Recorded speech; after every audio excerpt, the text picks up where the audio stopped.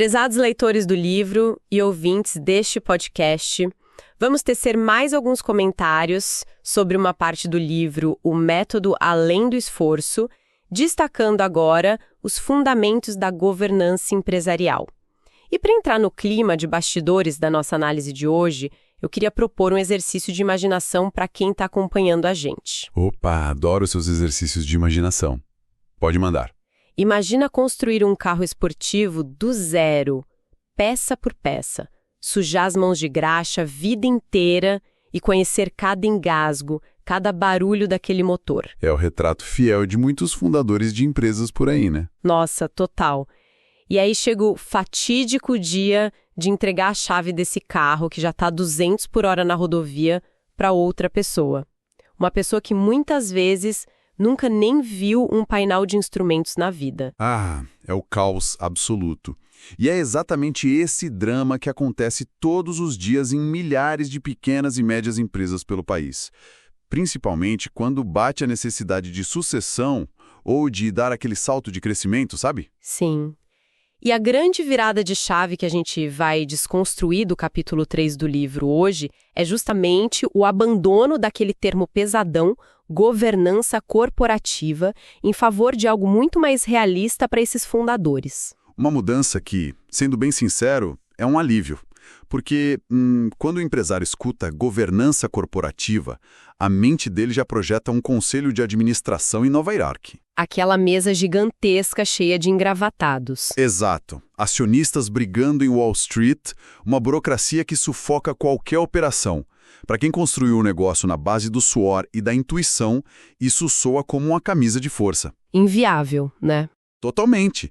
Então, a transição para o conceito de governança empresarial tira esse peso.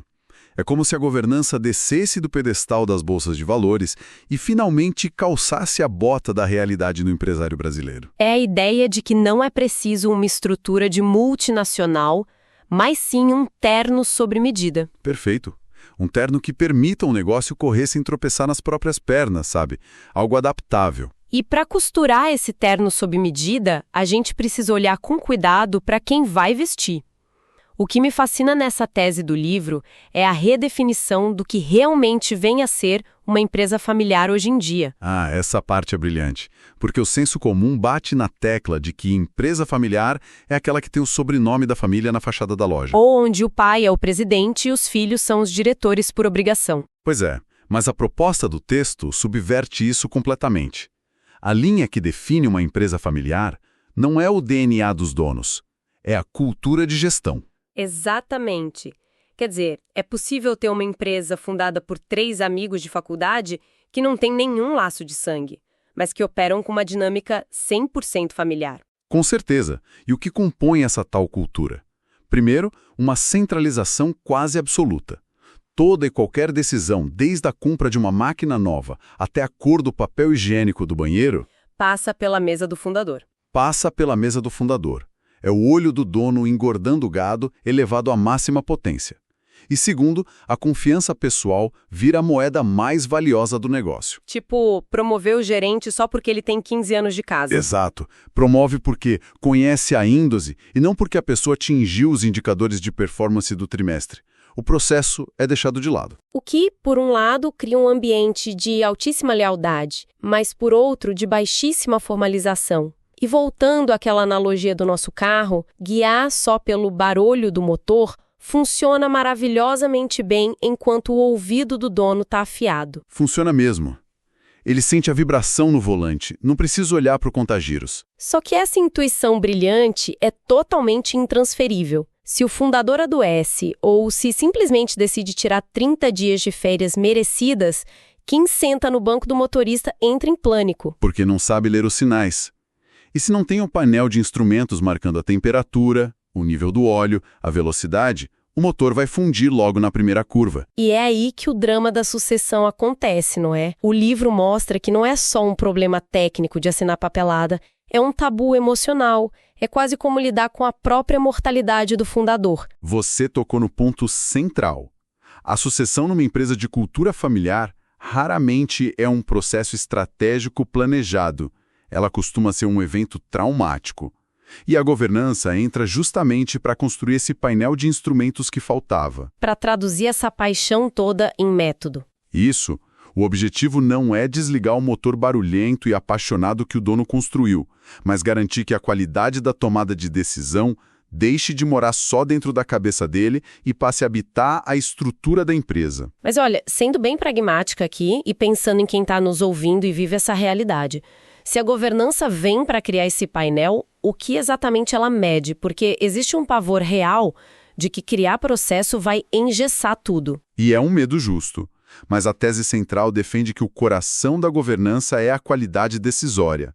Não é sobre preencher formulário infinito, é sobre como a empresa escolhe os próprios caminhos. E o texto destrincha isso em 5 atributos fundamentais, né? Sim, 5 atributos que na prática entram em atrito o tempo todo. Primeiro, a precisão, que é ter dados sólidos contra a paralisia de análise. Segundo, a oportunidade, que é agir antes do concorrente. Terceiro vem a tempestividade. Exato, que é tomar a decisão certa na hora certa. O quarto são os processos, para ter padrões repetíveis. E o quinto, vital, a responsabilidade, o famoso accountability. Quem decide responde pelos resultados. Isso mesmo. E o desafio é equilibrar tudo isso. No mundo ideal, a tendência é querer 100% de certeza, cruzar todas as planilhas antes de lançar um produto. Mas uma decisão cirurgicamente precisa que a tomada com 3 meses de atraso é uma péssima decisão. A concorrência já engoliu a fatia do mercado. Mas peraí, deixa eu fazer o papel de advogada do diabo rapidinho. Vai lá. O livro mesmo cita que vivemos nesse ambiente caótico, o mundo VUCA e BANI. Volátil, ansioso, incompreensível, exigir precisão e processo padronizado quando tudo muda a cada segundo, não é um contrassenso. Se a empresa ficar presa olhando para o painel de instrumentos, não vai bater de frente no muro que acabou de aparecer. Olha, essa é a armadilha do pensamento binário. É achar que ou se tem controle absoluto ou se tem agilidade total. A melhor forma de entender a governança moderna, que abraça o digital, o método ágil e até a pauta ESG, é pensar no asfalto de uma pista de corrida. Como assim no asfalto? O processo não é uma placa de limite de velocidade. A governança não diz ande a 60 por hora. A governança é o asfalto perfeito, liso, sem buraco nenhum. Se a empresa opera numa estrada de terra cheia de lama, que é a gestão baseada só no feeling, não dá para acelerar porque o carro vai derrapar e capotar. Faz todo sentido. Quando se tem processos claros, alçadas de decisão e dados confiáveis, a pista está pavimentada. É isso que permite que a equipe acelere, inove e mude de direção e segurança. A base simplesmente não vai ceder. Nossa, sensacional.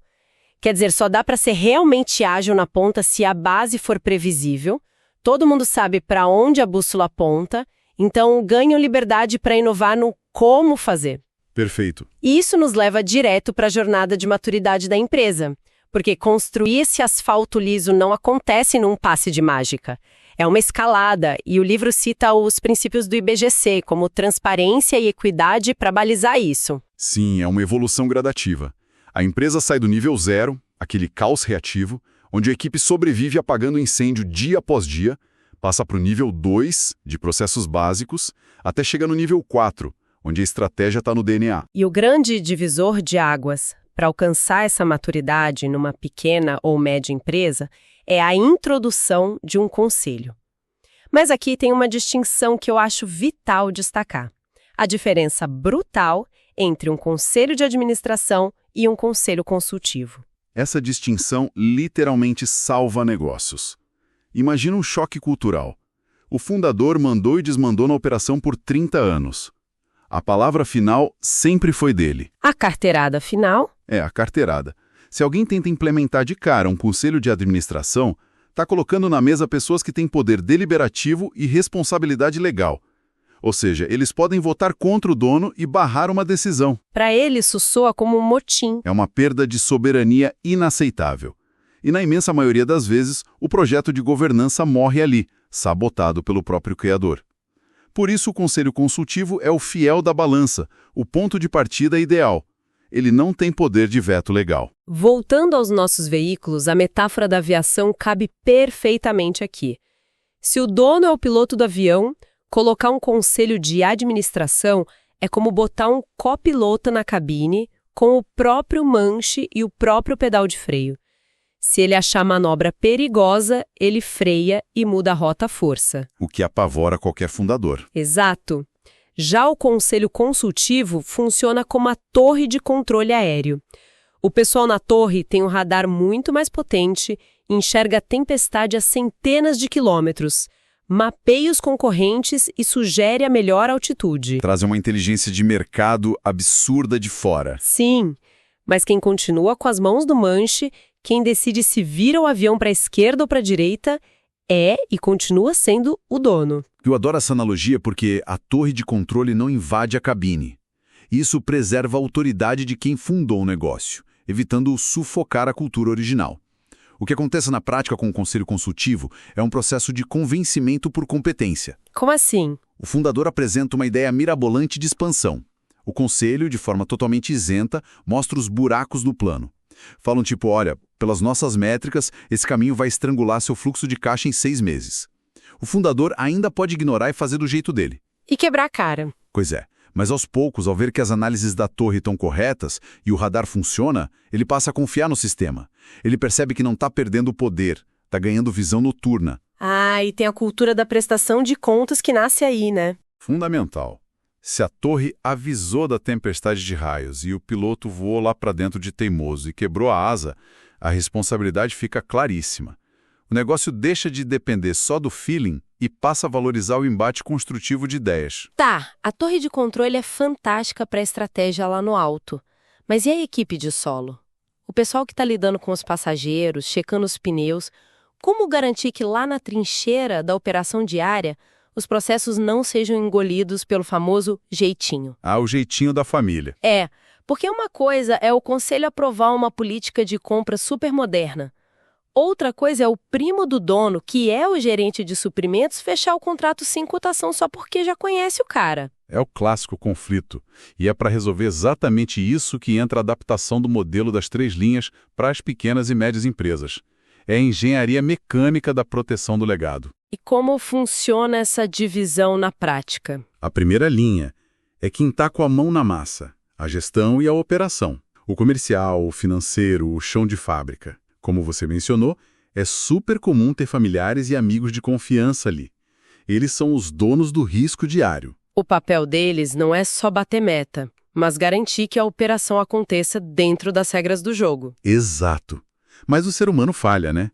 E a intimidade familiar muitas vezes atropela a regra corporativa. E é aí que o almoço de domingo da família vira um pesadelo se não existir a segunda linha. Porque imagina, se o sobrinho burla a regra e o próprio dono, que é o tio, tem que ir lá auditar e dar uma bronca monstruosa, a relação familiar vai pro ralo. Vai mesmo. Por isso a segunda linha funciona como o para-choque dessa relação. Nas grandes corporações, é um exército de compliance. Numa empresa menor, pode ser um controller, um gestor de qualidade. Alguém que dita as regras e tira a pessoalidade da cobrança. Isso. Não é o tio cobrando o sobrinho de forma agressiva. É o processo do sistema cobrando o colaborador. Se a regra exige 3 cotações e o sistema barra o pagamento porque só tem uma, não tem espaço para mais agente é sangue do mesmo sangue. A regra nivela todo mundo. O que protege tanto o caixa da empresa quanto o coração da família, convenhamos. Com certeza. E para fechar essa blindagem, temos o grande salto de maturidade que é a terceira linha, a avaliação independente. Nas PMEs costuma ser uma auditoria externa ou o próprio braço avaliador do conselho consultivo. Eles olham de fora, totalmente desapaixonados, né? Exato. Sem apego emocional nenhum. Eles avaliam se os controles da segunda linha funcionam e onde estão os pontos cegos. Porque quem está imerso na operação acaba se acostumando com a paisagem, não vê mais os problemas crônicos. Questionam o famoso "a gente sempre fez assim". E essa evolução toda culmina num quadro que o livro descreve incrivelmente bem, que é a passagem da empresa de dono para a empresa com direção. É o grande resumo da ópera. Na empresa de dono, o parentesco dita o nível de confiança, o tema da sucessão é um tabu proibido e a equipe está ali só para cumprir ordens e agradar o humor do chefe. É quase um paternalismo. Uma dependência perigosa. Mas quando a governança é bem implementada, surge empresa com direção. A confiança passa a ser baseada em processos e resultados claros. A sucessão vira um plano de carreira natural e a equipe ganha autonomia real porque as regras do jogo estão definidas. E o impacto disso na vida do próprio fundador é absurdo. A gente fala de governança pensando no lucro, no CNPJ, mas o maior benefício muitas vezes é na pessoa física. É uma libertação do caos, literalmente. Sim, longe de ser uma amarra que vai roubar o poder do dono, a governança vira um instrumento de liberdade. Sem ela, o cara trabalha 16 horas por dia, com o celular tocando domingo à noite para apagar incêndio que nem devia chegar nele. Ele não tem um negócio. Ele virou refém do próprio emprego que criou. A governança dá a tranquilidade de saber que a máquina gira sem a presença física dele o tempo todo. E também liberta os gestores, que param de tentar adivinhar o humor do chefe para tomar uma decisão. E transforma aquele esforço todo, que dependia de heróis diários, num ativo independente e perene. O que me empurra para uma reflexão inescapável para quem está nos ouvindo hoje. Pense no teto invisível de um negócio. É um teto perigoso. Muito. Toda empresa que depende inteiramente do carisma, da intuição brilhante e da energia inesgotável de uma única pessoa tem um limite orgânico, claro. É como uma estrela que brilha muito forte, mas queima todo o combustível super rápido. O desgaste é inevitável. E a pergunta que fica é o que acontece no dia em que essa energia, inevitavelmente, acabar ou precisar ser redirecionada para outra área da vida. O maior legado que um fundador pode construir não é bater o recorde de faturamento neste trimestre. O maior legado é estruturar um ecossistema vivo, inteligente e adaptável que saiba ter sucesso, inovar e prosperar mesmo no dia em que ele não estiver mais sentado na sala de reuniões. É a diferença brutal entre deixar apenas uma herança financeira e deixar de fato um legado geracional. No próximo episódio, vamos entrar no capítulo 4, onde conversaremos sobre a governança empresarial sob medida para pequenas e médias empresas familiares que integram os métodos Lean, ágil e proativo para estruturar a gestão sem burocracia, com papéis claros e controles internos. Nos encontraremos lá.